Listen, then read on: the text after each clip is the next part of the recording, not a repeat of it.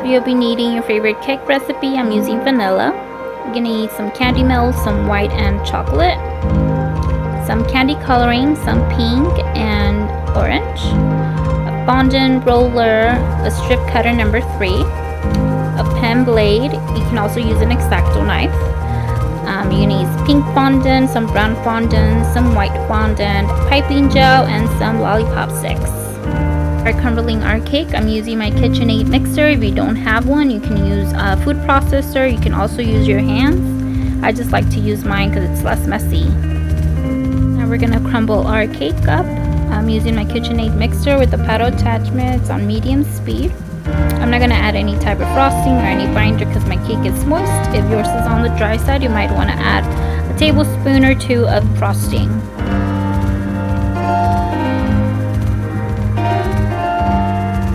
This is what we're looking for. You mush it all together and it just comes all together very pretty. If yours doesn't come out like that, then it's not ready. You have to keep mixing or add more frosting. And when it's all ready, we're gonna make a big giant ball. Just like that. Getting all the crumbs. Not missing one single one. We're gonna wrap it in saran wrap and let it chill in the fridge.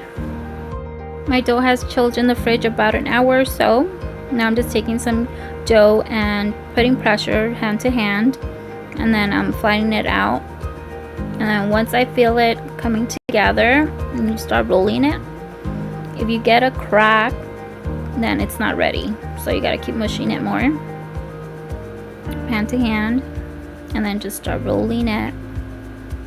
Then once I have a pretty ball, I'm gonna use the palm of my hand to flatten it out. It just takes practice, guys. Don't give up. Same thing, hand to hand, putting pressure, flattening it out, and then just really filling it, and then make it into a ball.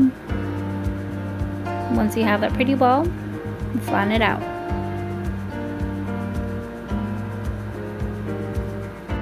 So I've melted my chocolate. If you guys need any tips on how to melt chocolate or what kind of chocolate I use, you can watch my YouTube video, my first one. Adding some orange candy coloring. Just make sure you're using candy coloring and not gel coloring. Gel coloring will ruin your chocolate and make it very thick. So I add a little bit more, and I just want to stir it. And I'm gonna add a little bit more again. I'm trying to get like a natural color. I'm gonna add a little bit of pink. The pink is very strong, so just make sure you add a tiny bit. And then we're gonna stir. And I'm gonna add more orange. I'm gonna stir again until you're happy with the color. Now we're ready to dip our cake pops. I'm gonna add a little bit of chocolate into our stick and stick it in there. Want to go a little bit more than halfway. And if you get a little bit of a crack, you can add some chocolate to it and just use your finger to make it nice and smooth. Now that the hot chocolate has set, we're ready to dip. I'm just gonna put it in side to side, lift it up and shake off the excess. If you guys are having problems with your cake ball falling off the stick, it might be because your chocolate is too thick or your dough is too soft or too big. So it just takes practice. Don't give up, you guys.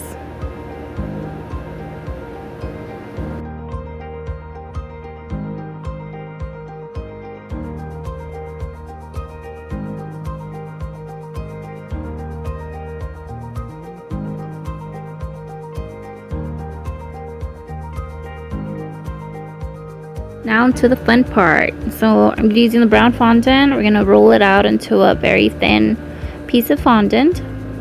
And if your fondant is still sticky, then you will need piping gel to attach. It'll just attach by itself. So now using the strip cutter, I'm gonna put pressure, and now you have beautiful strips. You're gonna remove the excess, and with your X-Acto knife or pen blade, we're gonna cut the strips. The first one I like to do a long one. And then the second one, I'm gonna do 2 medium strips. And then the third line, I'm gonna cut 3 small pieces.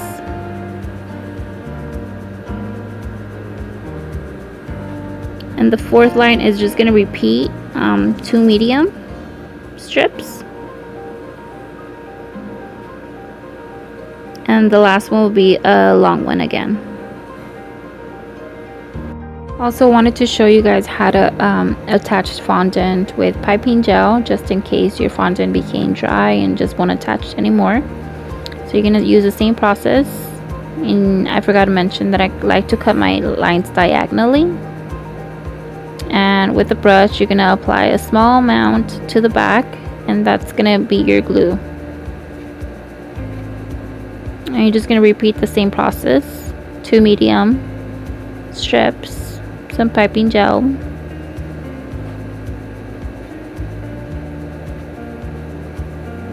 and then 3 small ones.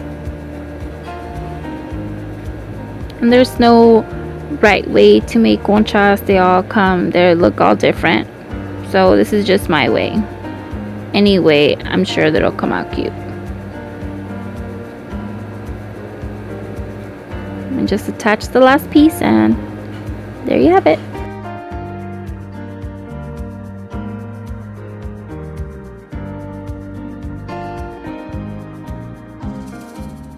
And here is the last one, the white concha cake pop. Same exact process. These would be perfect for a Mexican party, a Cinco de Mayo party, a fiesta party. They're not extremely hard to make. You just need to be patient because they're time consuming. I really hope you guys enjoyed watching my tutorial, my first official YouTube video. So make sure you subscribe, give me a like, comment, and I hope to bring you guys even more tutorials. If you guys want to see anything, let me know.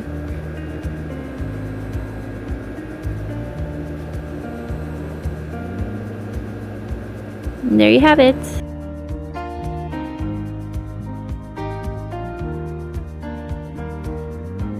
Have you signed the National Concha Day petition? If you haven't, check them out on Instagram and let's make this happen. National Concha Day.